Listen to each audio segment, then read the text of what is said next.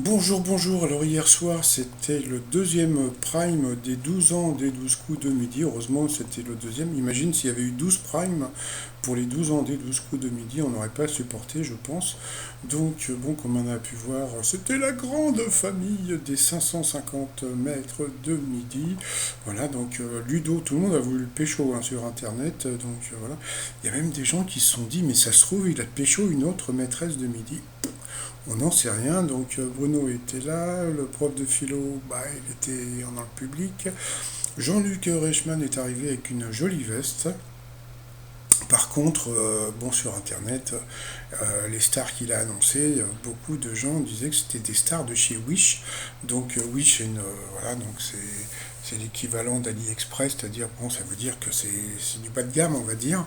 Pourtant, c'est pas, voilà, donc il y avait Amel Bent, bon, voilà, qui est plutôt sympa, voilà, qui était même avec un petit truc transparent, et puis Bob Xavier Kienvé, qui était venu décontracté et qui était venu directement en short. Donc, qui va battre le plus grand maître de midi, bon, même si c'est pas par les gains et les participations, mais pour les fans.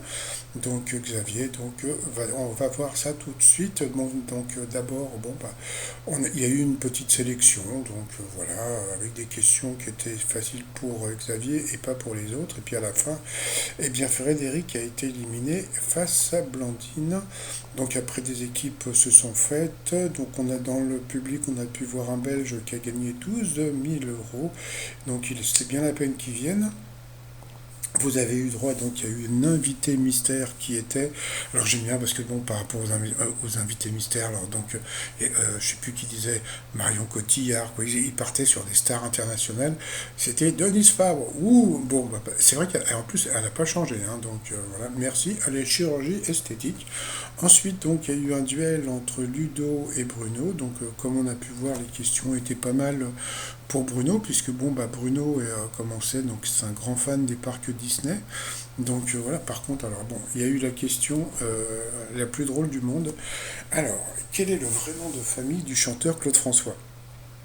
La crise de rire, c'est que Bruno, le plus grand maître de midi de tous les temps, a dit Claude. Bon, d'accord. Et quand on a posé la question à Ludo, regardez la tête qu'il fait. Et là, ça m'a fait penser au sketch des inconnus. Miou, Miou, Miou. Donc voilà, non, non, bon, c'était juste François, hein, donc voilà, Claude François, son nom de famille c'est François, donc c'était tout simple, donc voilà, donc bon, Bruno donc a gagné quand même.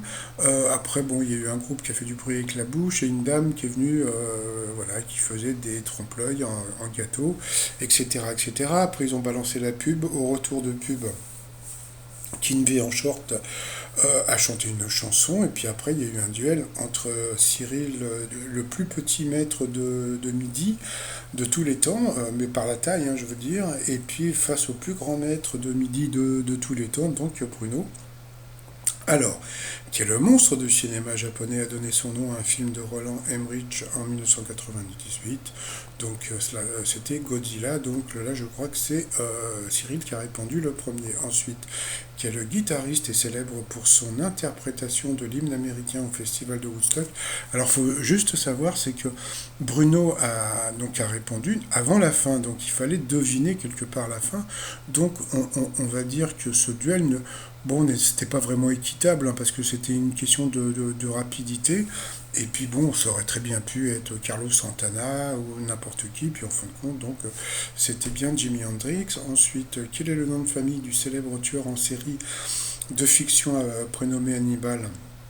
Donc, bien sûr, c'était Hannibal Lecter. Allez, un petit peu de promo pour mon t-shirt Hannibal Lecter. Ensuite, quel acteur incarnait le rôle principal dans la saga Un justicier dans la ville? Donc, bien sûr, c'était Charles Bronson. Bronson, avec nous! Bon, ça, c'est une référence au Père Noël est une ordure. Ensuite, dans quel pays le Kama Sutra est-il originaire? Bon, bah, ça, tout le monde le sait. Ensuite, en 1969, avec quel critique culinaire Christian Milo a-t-il fondé un magazine gastronomique? Et là, la crise de rire, c'est que Bruno a répondu au. Donc, Oh Emilio, donc ça veut dire que oui bonjour, j'ai le guide Oh Emilio, donc bien sûr c'était Go, donc avec un G, donc voilà, et là c'est Cyril donc qui a donné la bonne réponse. Dans la mythologie égyptienne, quelle déesse est la compagne d'Osiris et la mère d'Horus? Donc c'était Isis, voilà. Après Isis du panier. Ensuite, quel célèbre criminel français du début du XXe siècle était surnommé le Barbe Bleue de Gambette?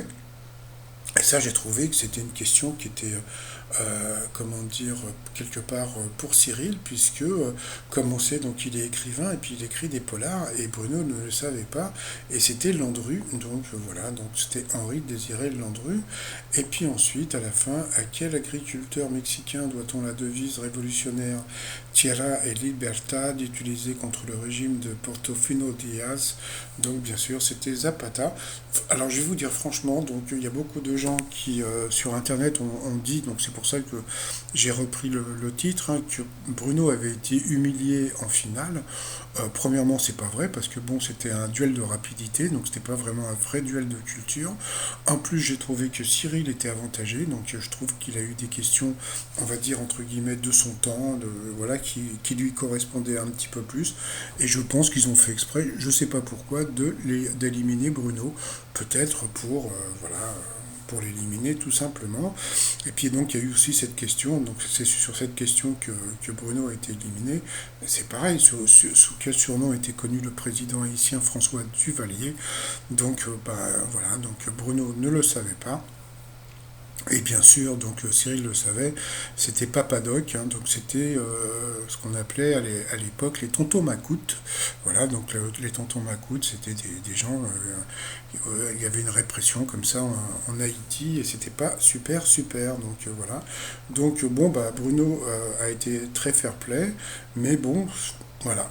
Comme je vous l'ai dit, hein, moi j'ai trouvé que les questions, c'était plus des questions pour Cyril, hein, donc voilà, que pour Bruno.